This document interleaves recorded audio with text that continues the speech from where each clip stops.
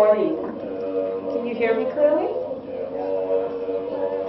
My name is Diki Choyang. I am the cabinet member responsible for international relations and information.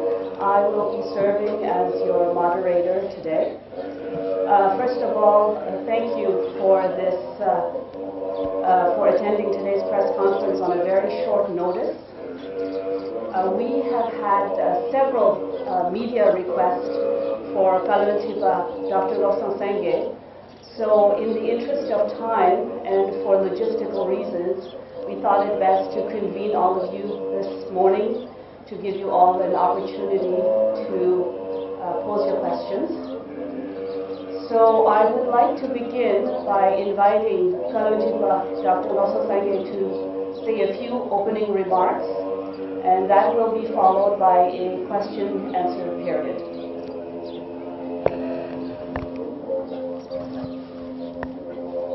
Hello everybody, that's good wishes in Tibetan.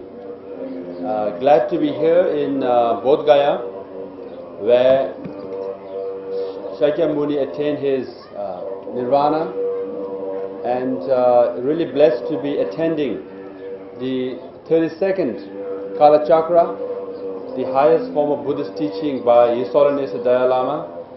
And as you can see, the Kalachakra is going on very well, to the extent one could, given the logistic matter. It's quite complicated. We have about 150,000 people from around the world, and till date we have a record of around 63 countries from where Buddhists and non-Buddhists who are interested in teachings of His Holiness the Dalai Lama have come, and we also have around 8,000 Tibetans from Tibet. Of course, in one sense the number is quite big, but on the other hand we have around 6 million Tibetans, of which only 8,000 could make it. Many more applied for passport and permits, but many more didn't get. But those who are here, Central Tibet administration have done our best to facilitate their stay, and so that they could attend the teachings and fulfill for most of them, the lifelong dream to come to the Holy Land of India, to be blessed by His Holiness and to seek His teaching. And we also have around 1,200 Chinese from mainland China. Again, it is another indication that there is a growing interest among Chinese people as well. As we know, anywhere from 200 million to 300 million Chinese are reportedly Buddhist or Buddhist leaning, and then 1,200, small number, but again it indicates their growing interest, and especially their faith and loyalty to His Holiness Buddhist scholarship. And so it is, in some ways, we have also around 8,000 reported foreigners. So in some ways this is an international gathering of sorts, and many people from the Himalayan region have come, and then many Tibetans from all around the world have come. So it is a privilege and honor to do the best we could as part of CTA to facilitate this teaching, but the main responsibility is handled by the Kalachakra organizing committee. So we are here to provide information from security point of view, from our Department of Religion and Culture is also involved in lending our expertise and know-how to the organizing committee. So I'm also here, part to attend the teaching and part to attend some other events here. So it's great honor and privilege to come to Bodh Gaya and to attend the 32nd Kalachakra teaching by His Holiness Dalai Lama.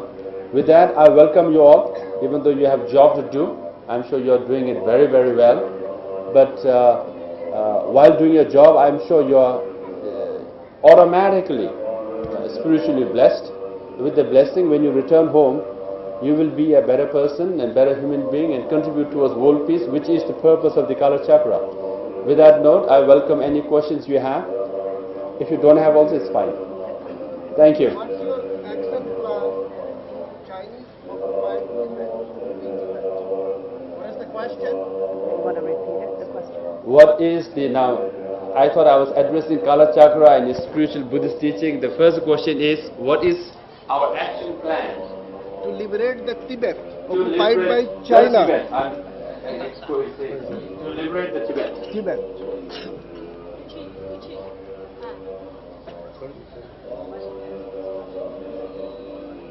One at a time. Tibetan administration stands for restoration of freedom in Tibet and return of His Holiness the Dalai Lama to Tibet. These are the key aspirations of Tibetans inside and outside. Based on these two aspirations, two basic principles that we follow are non-violence and democracy.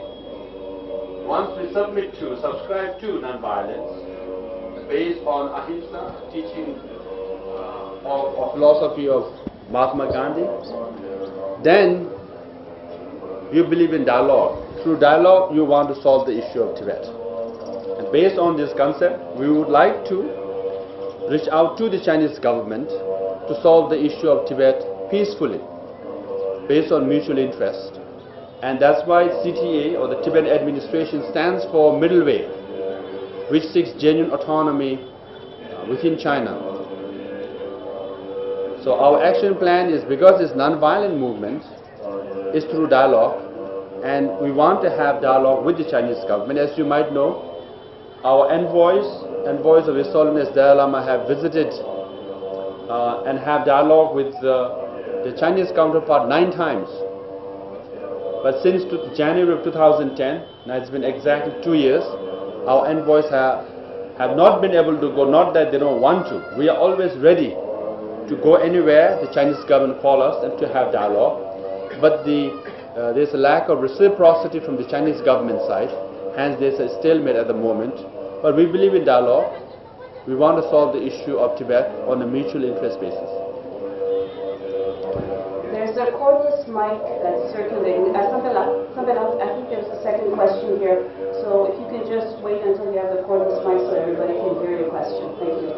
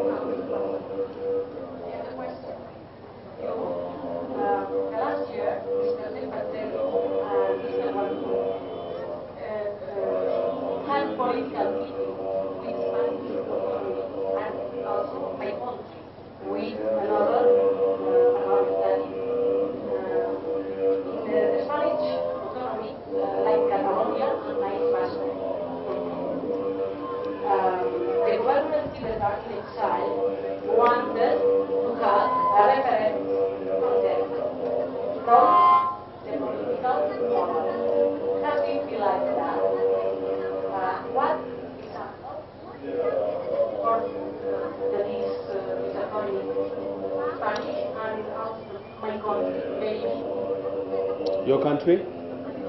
Andorra. Yes, I know, yes. Morals for autonomy around the world. There are many models. There is the concept of confederation, federation, and autonomies around the world. And Catalina and Bars and Andorra are some examples. But from all spectrum, from Quebec in Canada to Northern Ireland to Hong Kong and Macau within China. So there are many models around the world, and then that's altogether different literature. You don't want to go into details as to how many models are there. But within that framework, what Tibetans are seeking is genuine autonomy within China. If the Chinese government is interested to model, autonomy, then they can look at Spain or European models, or even Asian models, even some African models as well. But if they want to look a model within China, they can. It's Hong Kong and Macau. And on related note, I have often said this: Tibet is not a constitutional problem for China, or institutional challenge for China, or political will as well. Because based on Chinese constitution, Article 31 clearly says that one could establish administrative region. Based on that, the Hong Kong Basic Law was drafted, one country, two system. So constitutionally there is a provision for autonomy within China. Now institutionally, there is also a process in place and also institutional mechanism. Because if you, often when you say Hong Kong have one country, two system, why can't Tibetans have similar arrangement? Chinese are quick to point out. They will say, well, Hong Kong already had a British commercial system and rule of law, so it was recognition of the status rather than giving them some additional autonomy. If that is the case, then Macau was, as per newspaper reports, was a crime-infested area. Many criminals from China fled to Macau. There was no rule of law as such, but even Macau was given one country, two system.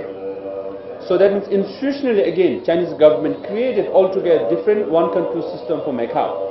So if constitutionally a basic law can establish one country system for Hong Kong and institutionally for Macau, so it's not a constitutional or institutional problem for the Chinese government to establish autonomy for Tibetan people. Now there is not also lack of political will.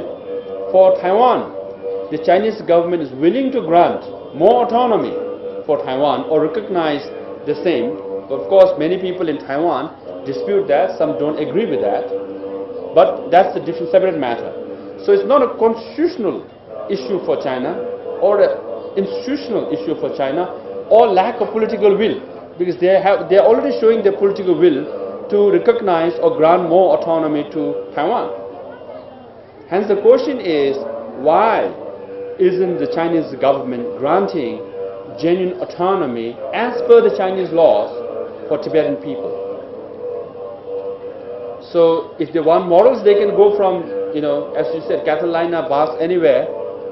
But if they want to look within China also, there's, constitution, institutional and practical models.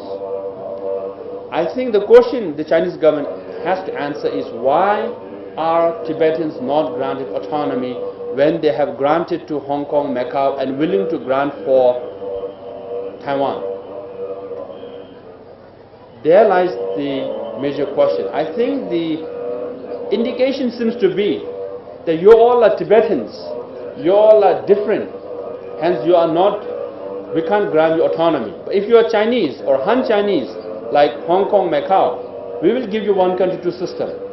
And if you are now in Taiwan, either you are Chinese, some will say they are Taiwanese, then we will grant you more autonomy. But if you are Tibetan, then you don't want to give. That seems to be the message.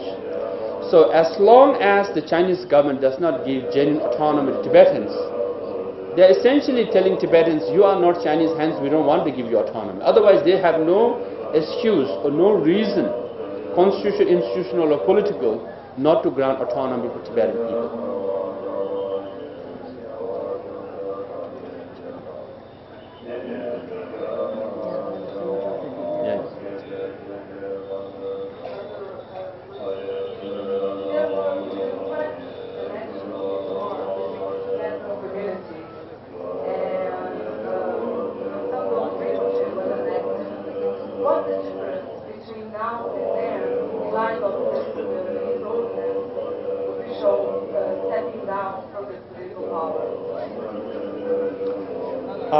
Yes, there's a lot of changes having said that, there is both continuity and change.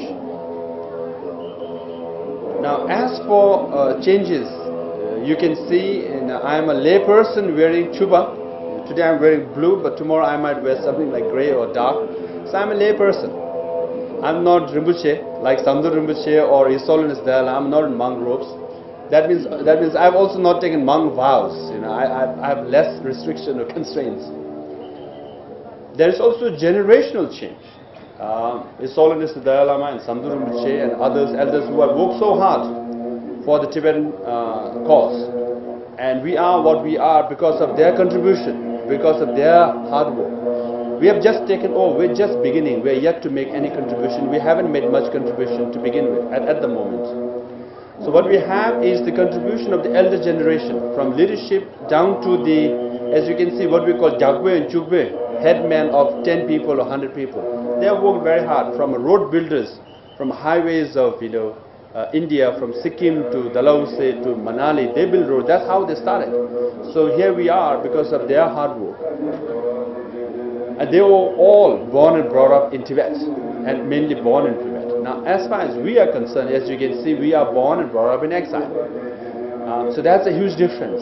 Not just born in exile. As far as I am concerned, I have not been to Tibet. I was not allowed to go to Tibet.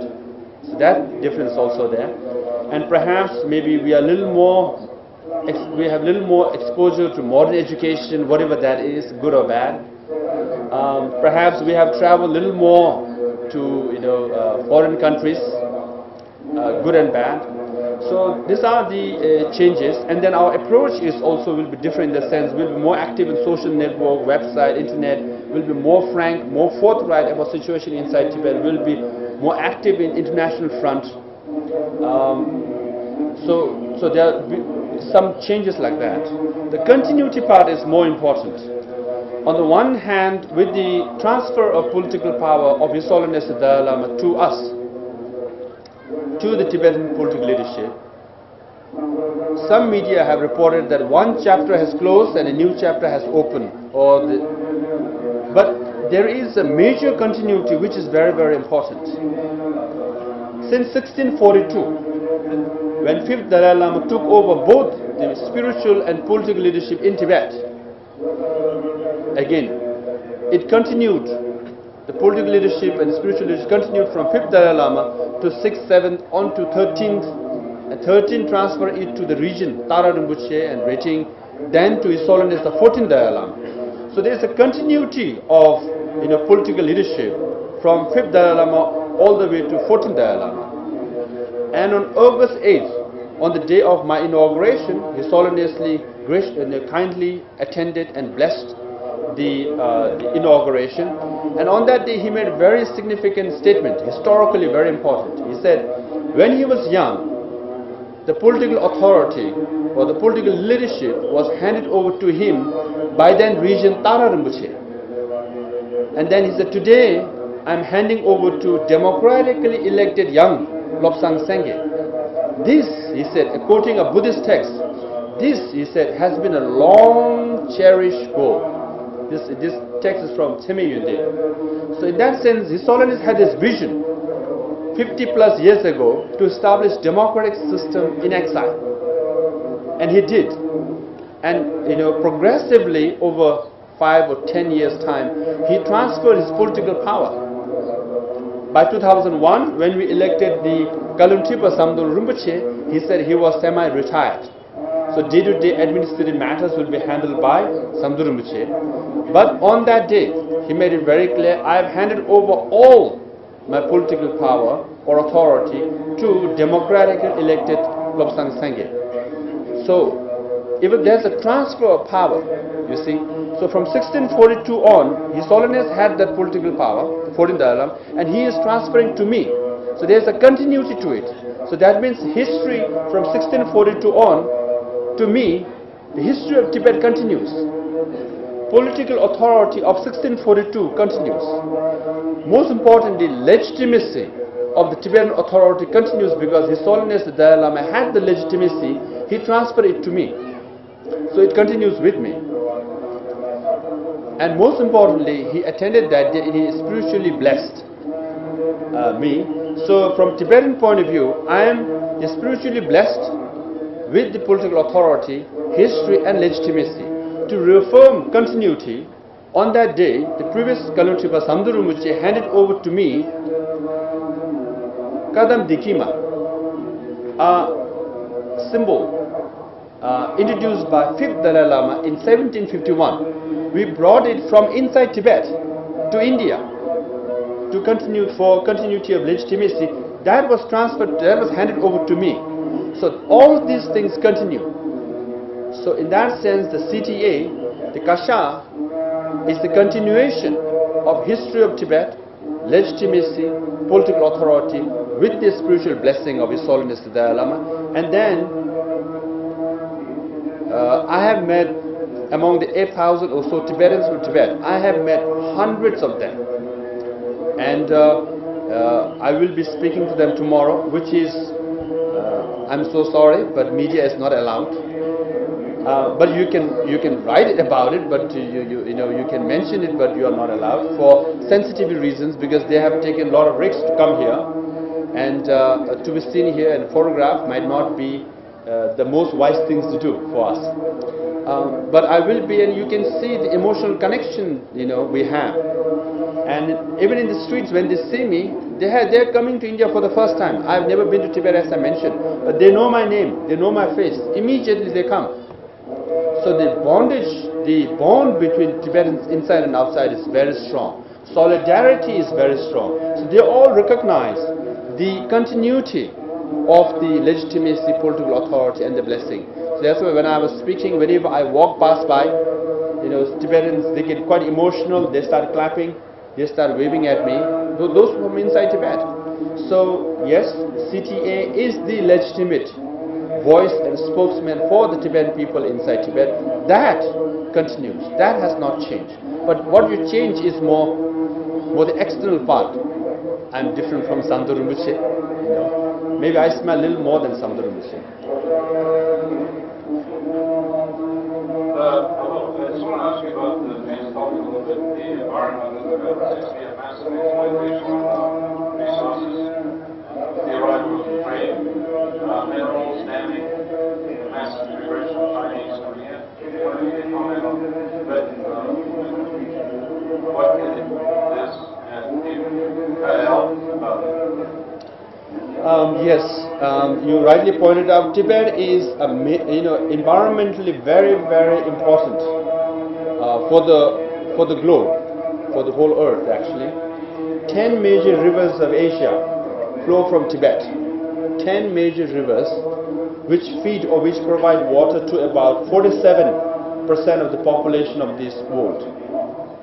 So Brahmaputra River, which is the lifeline for Bangladesh, for the northeast states of India and Bangladesh, it starts from Tibet.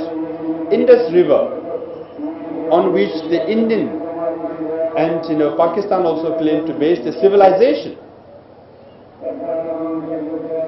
starts from Tibet. And in fact, the 50 to 60% of fresh water of Indus River is a direct melting of snow or ice of Tibet. And then Mekong River. Of course, those who are familiar with Vietnam War, the Mekong Delta is very famous. Mekong River, which starts from Tibet, flows all the way to Thailand, Laos, Cambodia and Vietnam, starts from Tibet. Then Yellow River, Yangtze River, and Yellow River, on which the Chinese civilization is based, starts from Tibet. Yangtze River, the famous dam, Yangtze Dam, starts from Tibet. So in that sense, whole of Asia, India, Pakistan and Thailand, China, owes quite a bit to Tibet, because they all are drinking Tibetan water. Nowadays you have to pay quite a bit of money to buy water, and we've been providing free water for centuries. So not that we want to charge, but hopefully at least the Chinese population realize that each time they drink water, they're drinking from Tibet, and the Chinese leadership will have second thought to say something nasty about us, particularly me. The Chinese Vice Minister Tu Wen-chun said something pretty nasty at the European, at Brussels, and I don't want to reciprocate that, because we are here in Kalachakra. I might do it in some other forum, but not today. So yes, Tibet is vitally important as far as environment is concerned. Now, Tibet also has the third highest reserve of ice. After Antarctica and Arctic is the Tibetan snow that provides fresh water. And some scientists say the Tibet ecosystem is very important and fragile because the jet stream that is above Tibet affects the weather or the climate all the way to Peru. So in that sense, the fragility of Tibet's environment, has to be recognized and acknowledged and respected by people around the world, particularly of Asian region. That is why Tibet issue is not just for Tibetans; it's for the whole world also. Because we contribute to the world, and world we expect to recognize that. Now here comes the exploitation part. The Chinese have built roads. It goes straight to the pristine forest area, and the deforestation starts. It goes to mining area. All kinds of minings are taking place. According to Chinese government, geological, mineral related department, they have published documents saying that 90 plus types of new mineral resources were found in Tibet, worth billions and billions of dollars. How much of those minerals are exploited? How much of Tibet's forests have been cut down and taken to China? These are hardly reported. Now, cutting down trees inside Tibet has direct impact to Asia. When you cut down trees, as you know, from environmental point of view, then if you cut down trees in the large-scale manner, when it rains during monsoon, the landslide starts. When the soil goes to the river, it affects the river's height, Then silting forces the river's height, and when it goes downstream, the flood in in Bangladesh, 1/3, sometimes 50% of Bangladesh comes under, flood. Directly or mainly because of deforestation inside Tibet and the landslides that take place and the silting that forces river to rise, and Bangladesh affected. And also all those people who survive on fishery and agriculture downstream, they are also affected now because Chinese government is building not just 1, 2, 10, 20 dams per river. They are also reportedly building a major dam on Brahmaputra. So first it affects the flow of river. So they have the control. Next it affects fishery and agriculture downstream. So Tibet is environmentally very, very important for the whole world from global warming or climate change point of view, for the sustainability of livelihood in Asia. And then now, given the exploitation and the damming of river, some suspect they are trying to divert river towards China instead of India. So there are a lot of theories around. How much is true, can't say. But there is a reason to suspect, because China has only about 8% of fresh water of the world, but 20% of the world population. 20% of world population and 8% of fresh water. So 12% of world population, which means 60% of China's population need water from somewhere else. So there are a lot of theories going on. So we are gravely concerned. So that's why restoration of Tibetan's role on Tibet's environment is very important. We've been a traditional guardian or steward of Tibet's environment for all these years. And all these years, for centuries, we have respected nature, we have respected the natural flow of river, and we have shared our water with rest of Asia for all these years without any charges. And we don't want to charge, but if our traditional role is restored, we will maintain similar role, thereby have environmentally sustainable projects, and which is culturally sensitive to Tibetan people and geopolitically also sensible to the Asian region. autolinkment. Okay, 2 more questions.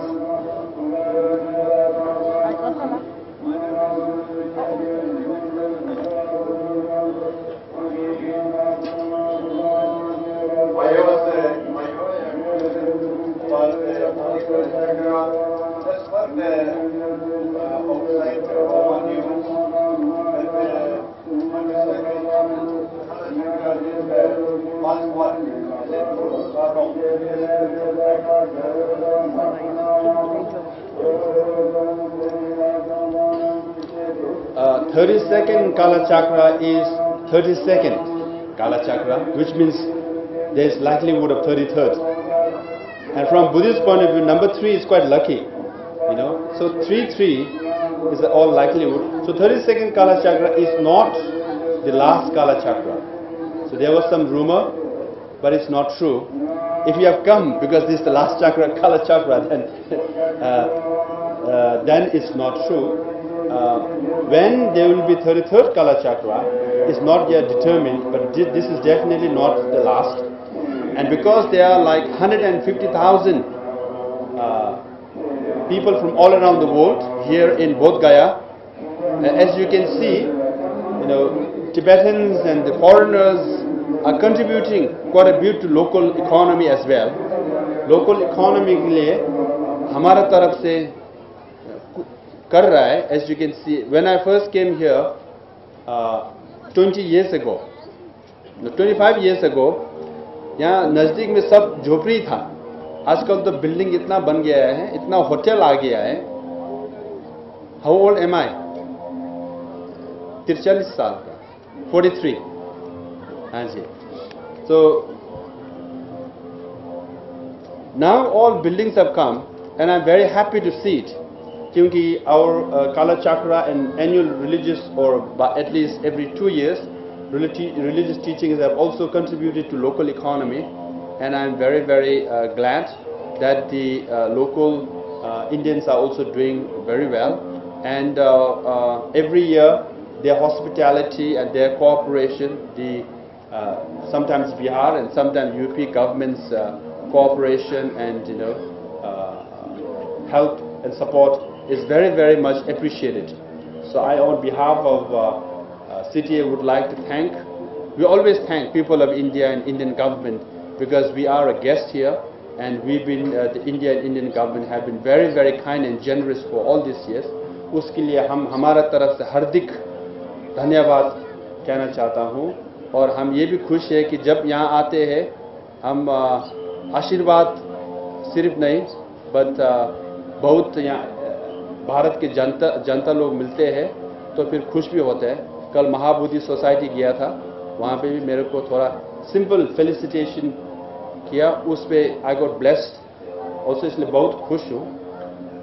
सो ये अंतिम कालाचक्र नहीं है, इसके बाद और भी होंगे. हाँ जी.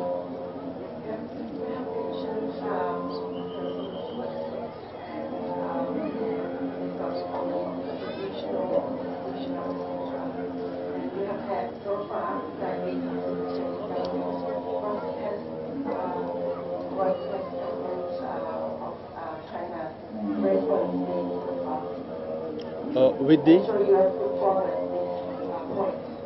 oh no, if you could repeat faster. No, Lobsang la. Chiba koma so. Okay. You have mentioned about the solution of Tibet. That is the problem of institutional, constitutional, etc. And you have had so far meetings with the Chinese government. I'm sure you have put forward these points. So what has been the response of the Chinese government so far? Because they have no one about this. Our envoys have tried to, contact them. Of course, they communicate, but when I say there's a lack of reciprocity, means there is no formal meeting so far. So if there's a formal meeting, then we could, put all our points on the table. Having said that, in the second last meeting between envoys of His Holiness Dalai Lama and the Chinese counterpart we have put memorandum of genuine autonomy on the table to the Chinese government, and they made some comments through press conference, and we have also responded to their press conference by giving additional documents or explanation to the memorandum of genuine autonomy. But since then, actually, we haven't had any formal meeting. So the obstacle to the dialogue is mainly the Chinese government hardline policies. As you know, since the uprising in 2008, when Tibetan all across Tibet, young and old, rose up and protested against the Chinese government, there was a very harsh crackdown, and the undeclared martial law continues even today, with the increasing cases of self-immolation, 12 just this year, of which 7 have died. It's a matter of grave concern for us. It's a matter very serious, because human being given a choice would not like to die, would like to live. That is, natural human instinct. But when Tibetans are choosing to die, instead of living, that shows the gravity of the situation, that they are so desperate that they think it's worth giving up their life than live. So this reflects the gravity of the situation, how serious the situation is, and also, and instead the Chinese government of responding to the situation more leniently, more liberally, more rationally, they are cracking down more, and they are making monasteries like a virtual prison, and many monks and nuns have been expelled and continues to be expelled. And they are forced to denounce His Holiness the Dalai Lama. Even now, as what we see here, because India is a free country, we get to see His Holiness the Dalai Lama, we get to meet, we get his teaching right here, not just for a day, for 10 days. In Tibet, this right is denied to his own people. This is the main issue, that His Holiness be able to go to Tibet, and Tibetan people's dream, their aspiration, to have a teaching from him, to meet him like we do here, to seek his blessing, is the heartfelt wish of Tibetan people inside Tibet. So that is the crux of the matter, and that is being denied. Unfortunately, the Chinese government continues to maintain their hardline policies. From our side, we are willing to meet with and have dialogue with the Chinese government anytime, anywhere. Final question? You One last question.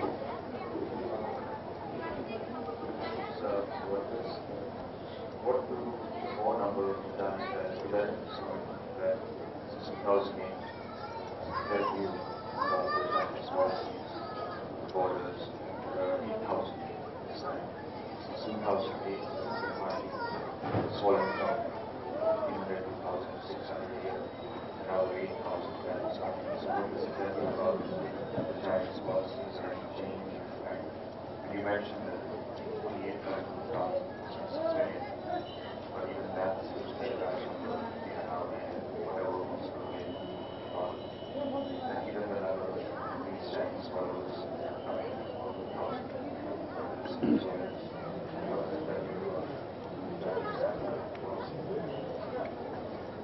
The question is, with 8,000 or so Tibetans from Tibet and 1,200 Chinese from China, the fact that they were allowed to come here, does it reflect any changes in the Chinese government?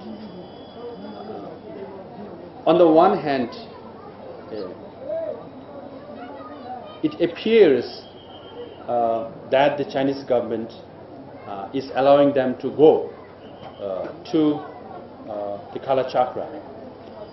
On the other hand, it looks like it's more complicated than that, because I have met many Tibetans and I asked them, how did you manage to come here?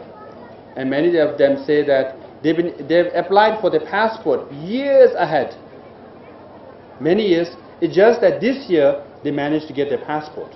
But then all their friends and family members who applied for passport last year and this year, it looks like most of them been turned down. So it's not just that the Chinese government realized that now 10,000 people would like to go to Tibet this year, and let's issue 10,000 passports. Many of them got their passport. They applied years ahead, and it so happened that this year they got a passport, and then they managed to come to Nepal, and from Nepal, and then they have entered India as pilgrims. So it does not reflect what you call an act of commission, in the sense deliberately acting or proactively providing, a passport to Tibetans going to India, but rather an act of omission. So that means they are not, banning those passports. Deadline have come to stop issuing any passports. So actually, 8,000 is large number, but there's 6 million Tibet inside Tibet. So they represent 0.001% perhaps, or 0.01%, right? That means if allowed, 1 million would like to come. If allowed, 6 million Tibetans would like to see His Holiness return to Tibet. That is being denied.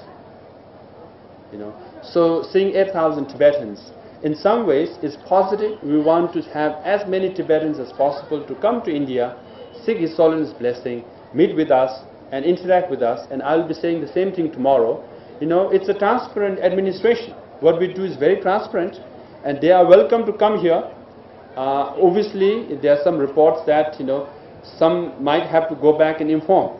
Few they might have, because the Chinese authorities make sure if you have been to India, they will ask you questions. So we have told them to tell them frankly what they see. Also now, 1,200 Chinese, mainland Chinese, have come here. Again, this is a positive development. We welcome any number of Chinese to come, whether they are Buddhists or not, to come to Dharamsala, come anywhere, see for themselves, and report back to the government.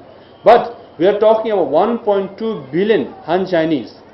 If 0.001% Tibetans have come, then from the Chinese population point of view, or Han Chinese population point of view, 0.000001 or maybe less than that have come. So given a choice, we know millions would like to come, because this is not the first time His Holiness is giving a teaching here. Chinese have come. When he goes to America, Europe, especially in America, mainland Chinese also make a special request for His Holiness to give teaching, and hundreds and thousands come. Sometimes in Dharamsala also we have had Buddhist teachings, and Chinese do come. And when you ask them, again, it's more complex. They say they applied visa to go to Hong Kong, and from Hong Kong they applied visa to India, and they sneak out. So these are like, very ardent believer and follower. They try every loophole possible to come to India to seek His blessing, not with the full knowledge of the Chinese government, with the full blessing of Chinese government. They are coming. Maybe few, but most of them seem to be a real, ardent follower, and they are coming mainly because of their spiritual belief.